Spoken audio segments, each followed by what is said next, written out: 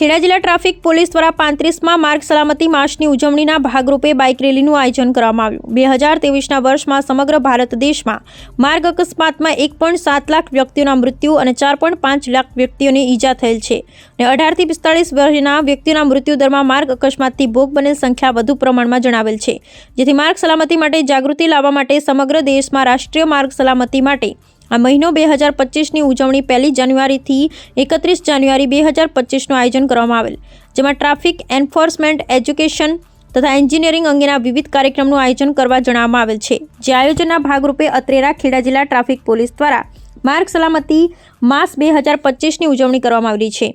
જે અનુસંધાને આજરોજ તારીખ 3/1/2025ના રોજ પોલીસ અધિક્ષક શ્રી રાજેશ ગઢિયાના માર્ગદર્શન હેઠળ કલેક્ટર શ્રી ખેડાનાઓની કચેરીએથી બાઇક રેલીનું આયોજન કરવામાં આવેલ। સુંદર બાઇક રેલીનો પ્રારંભ જિલ્લા કલેક્ટર અમિત પ્રકાશ યાદવ તથા પોલીસ અધિક્ષક શ્રી રાજેશ ગઢિયાનાઓએ લીલી ઝંડી બતાવી રેલીને પ્રસ્થાન કરાવેલ। જે રેલી કલેક્ટર શ્રીના કચેરીએથી Shri Santram circle, Mahagujarat circle, Vaniyavad circle, kidney થઈ પારસ સર્કલ, ઇફકોવાળા હોલ ખાતે પૂર્ણ થયેલ।